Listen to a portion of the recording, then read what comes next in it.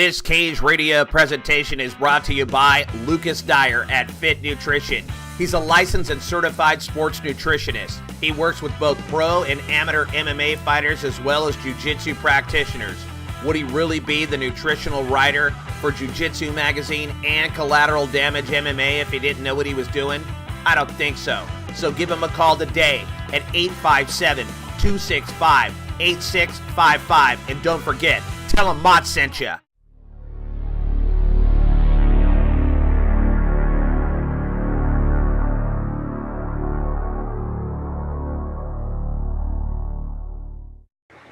What's up, everybody? It's Mott's Cage Radio.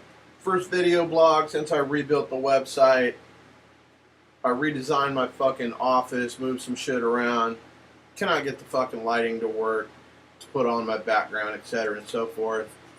So this is what the fuck I got going, okay? Fucking completely worthless green screen.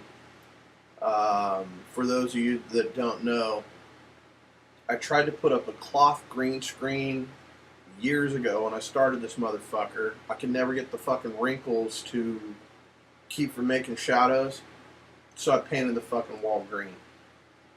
And then all the other walls in this motherfucker are blue. It's like I got a goddamn Seattle Seahawks fucking room up in this bitch. And I only root for the Seahawks 2 times a year, and I think you guys know what 2 times those are. Tachi Palace fights returned tonight for the first time in quite some time. And on paper, I didn't think it was going to be all that great of a card, but it turned out to be a pretty damn good show. They always put on a fantastic production out at the Tachi Palace.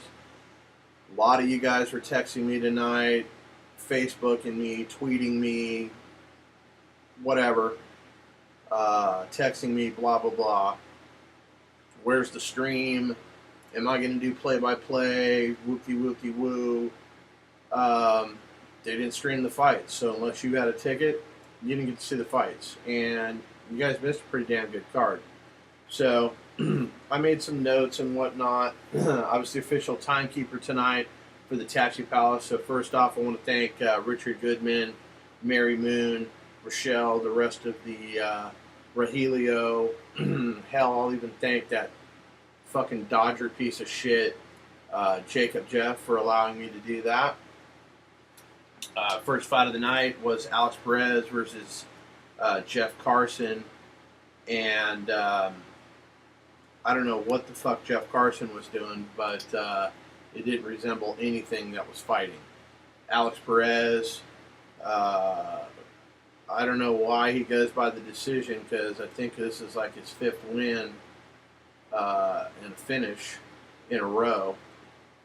Maybe it's less than that. I have no idea. Maybe it's 5. I don't know. Doesn't matter. He fucking used his hands. He put hands on Jeff Carson. He got the win. 41 seconds, something like that. I don't have the official fucking numbers and shit. James is working on the story. He'll send that shit over to me. But shout out to Alex. Good job, you little fucking prick. I will see you on Saturday at 559 Fights. Alright, that being said, next fight was Ant Dog Figueroa versus Jimmy Grant. Pretty decent fight. It went to a decision. Anthony Figueroa got the nod in that one. And then Oakdale MMA's Rolando Velasco versus Alex Rojas. I didn't see the fight being all that close on paper, and it really wasn't all that close in the cage. Rolando gets the victory in the 3rd round. I believe that one was a rear naked choke. So that was a good fight. And Oakdale MMA got to talk to Smithley for a little bit. Obviously, Michael McDonald was in the building, Professor Tom, etc., and so forth. I can't break the news about what Smithley's working on, but let's say he's got a fight coming up, and it could be at West Coast Fighting Championship. And as soon as that is officially announced and worked out, I will try to get Smithley on the show. I don't know if he'll do the show, but I would like to reach out to Mr. Smithley and have him on the show. Big fan of that guy for some stupid reason. No idea, but we'll leave that one where that one is. All right, then this Kane, what was it, Carasosa? Fuck, I'm as bad as Andre Covington was tonight with these fucking names. He is out of Elite MMA. I believe he's only fought at the cheapie, under the teepee, but I could be wrong. He might have another fight in there somewhere against the contract killer Cody Orison from San Francisco, who was a perfect 3-0, and it looked like a fucking horror movie. Kane fucking opened up a third eye in the center of his head, and blood was everywhere, including on Jeff from Sheerdog, who I had to sit next to all night. And if you all don't know, Jeff and I don't really speak to one another. It goes back to pure combat, and I don't know, we interact a little bit tonight. So, other than he's a Dodger fan, I don't really dislike the guy. Al Jocelyn, fuck you. Okay, that's all I'm going to say on that. And fucking, I've been hearing a bunch of shit about you running your mouth about you're going to do this and you're going to do that, blah, blah, blah, blah, blah. As my man Jim Veras has pointed out, you can suck an ocean of dicks. Okay, so there you have that. All right. Next up was Manuel Quesada, who is he has a huge set of boxing gloves tattooed on his back. He's now fighting MMA. Why does he have boxing gloves tattooed on his back? Well, because he's a fucking boxer, assholes. Okay? And I will tell you, tonight, I've seen lots of fights. Tonight has to be the first time I've ever seen velour fight trunks in an MMA cage. So he was wearing fucking title, velour, velvet, whatever the fuck you want to call them, boxing trunks in an MMA fight. And he fought a guy that fought for 559 fights in Bakersfield, got mopped up pretty quick. Tonight was no different. This Robert Michael cat out of Fresno, California, made his pro debut. Took one shot, fucking basically rolled over and fucking quit. So, not quite sure. You know, you might want to put in a few job applications because fighting is definitely not your thing, my man. Now, could you kick my ass? I would fucking hope so. I truly do. So I'm a 44-year-old fat man that wears a motherfucking Raider Nation fucking hat. So fucking come get some of this, sunshine. Okay, that's all I got on that. The man, the outlaw Sergio Quinones was up next. He fought Alexander Crispin, who's a Brazilian cat that lives in San Francisco, trains in San Francisco. I don't know. I've never been a fan of this guy. I don't know what it is, but I don't dig you. I'm sure you're a real nice guy and all that shit, but I don't dig you. Okay. You can hear Harley Dog possibly in the background there, and Tater Man. They are got the security door open on the front of the lab, airing the house out, and they're trying to kill people. So Sergio Quinones was in an armbar, did not tap, but referee Jason McCoy thought his arm was about to be fucking snapped like a Dodger win streak. Okay, and fucking Jason House. Okay. What the fuck? You're a fucking Dodger fan? I didn't know that shit. So you rubbed it on a little bit tonight, and that's okay. You're fucking entitled to do that when your team's doing well. You know, whatever. It's fucking bullshit, but, you know. Like I said, Sergio Quinones did not tap. Uncle Jason McCoy thought his arm was going to get broken and whatnot, so he stopped the fight. Sergio was not happy about it.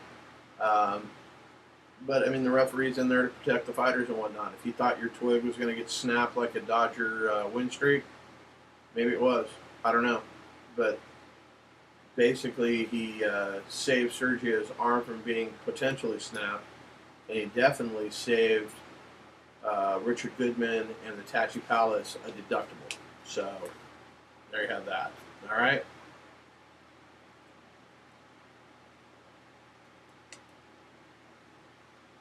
These are fantastic cigars, by the way.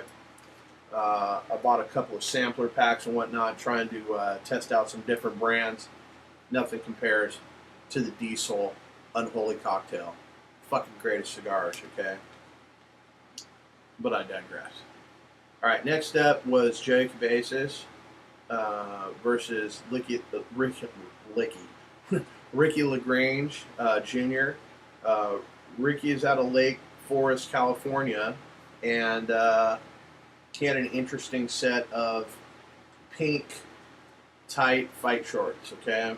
I don't know about that, all right? But Joey Cabezas, once again, coming in with his flowing hair, no braids tonight. He had his flowing hair going. He walked to the cage, and this could be the first time I've ever seen this. He actually had a fucking backpack with him. And I was thinking, why the fuck does Joey have a fucking backpack with him?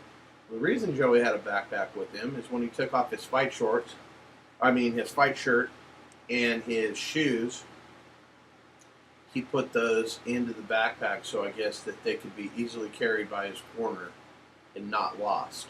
So, I don't know if Joey Cabezas was ever Boy Scout.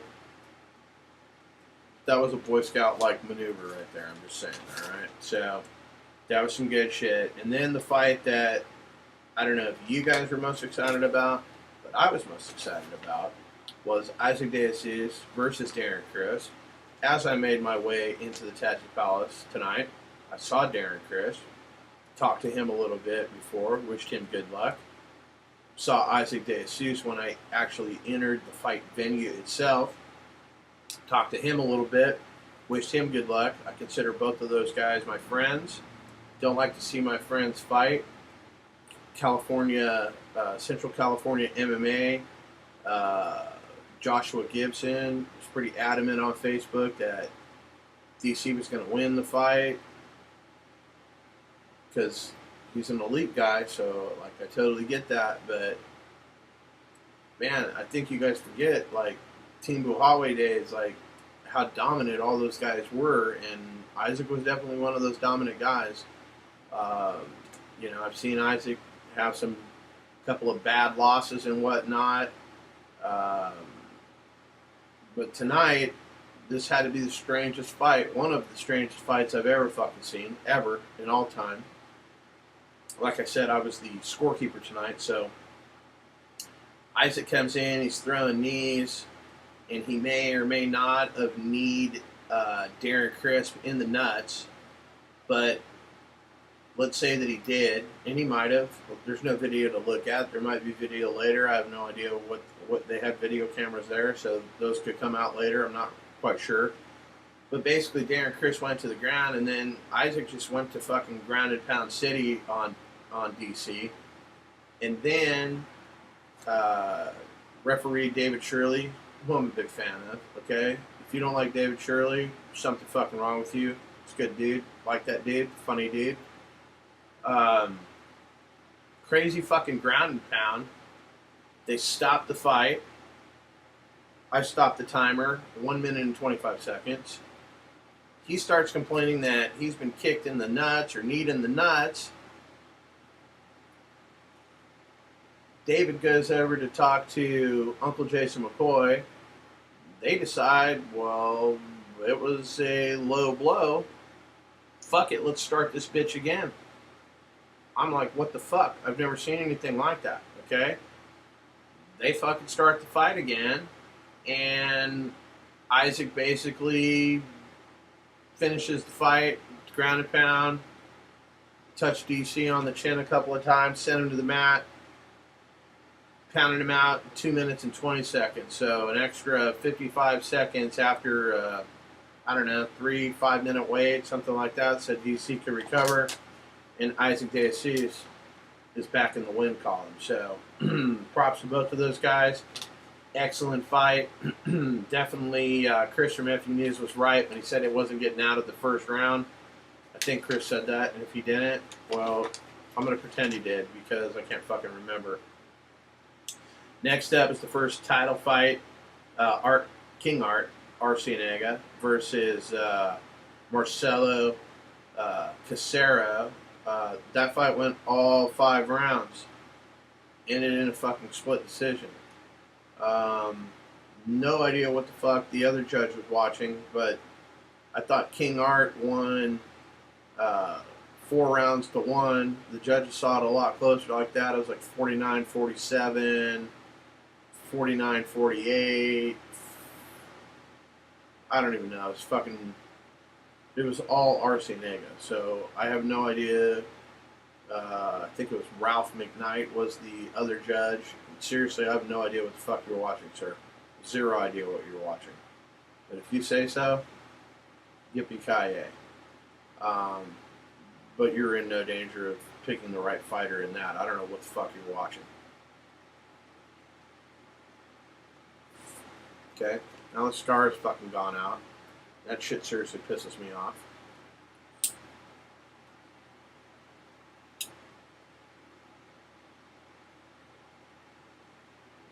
Okay. Main event. Some dude named Christos Diagos. I have no idea. Close fucking enough for my uneducated ass. Faced the Tachi Kid himself, Poppies Martinez. Poppies Martinez intro. They have the dancers, the tribal dancers, who I really can't get enough of. I think that's like the most entertaining thing that you could possibly do when it comes to that kind of stuff. As you can hear, Harley Dog is trying to kill somebody. That was the legendary Mr. Taters running out to back his compadre. And these dogs are trying to kill one another. So Harley and Taterman have both made an appearance on the video. Okay, go kill somebody, motherfucker. Alright, so anyway, what had to be the longest walkout ever. The dancers, one dancer came down the ramp, did his dance, went into the cage, continued to dance, had to be dancing at least 5 minutes. It was crazy. And then they had 2 more dancers on the stage. If you've ever been to the Tachi Palace, there's an actual stage and whatnot that's there. And they danced for 5 minutes. I could see Poppy through a crack in the curtain and whatnot. You know, he's dancing around, warming up and whatnot, staying loose. But that was a tribal dancer rain delay, for lack of a better term. Like, it was quite some time. Like, they should have let the other dude warm up again. It was so long. So basically, that fight, Poppies is on the ground. The guy has his back. He's trying to choke him this way. He's trying to choke him that way. He never had the arm underneath the chin. He had it on top of the face and whatnot, like this. And they kept asking, hey, are you okay? It was Uncle Jason McCoy. Are you okay? Poppies gives the 2 thumbs up. Poppies spins over. Just, I mean, you could see a look in his eye like he seriously wanted to fucking hurt this guy. Poppies is a mean motherfucker. And I told him that shit cage-side, that you, sir, are a mean motherfucker, okay? The Martinez brothers have no fucking quit in them whatsoever. You don't want to fuck with the Martinez brothers. You better hope that if you ever get in a fight with either of the Martinez brothers, that it's in a cage and someone is there to fucking help you stop them from continuously beating your fucking asses. And to get back to the Isaac De Assis fight, before I fucking forget this little tidbit, after that fight was over, a fight breaks out in the crowd. Isaac actually climbs the fucking fence, leaves the cage, and went to assist whoever was having a fight in the fucking crowd. There's a huge melee in the fucking crowd. I haven't seen anything that crazy since Joe Soto's brother tried to climb the cage and kick Eddie Yoggins' ass. So that was kind of fucking wild. Great night of fights. As you know, I am a connoisseur of ring card girls. Kind of it's kind of the highlight of the fucking night and whatnot. I don't know what happened with the Rain Car Girls. Not a big fan of either one of them.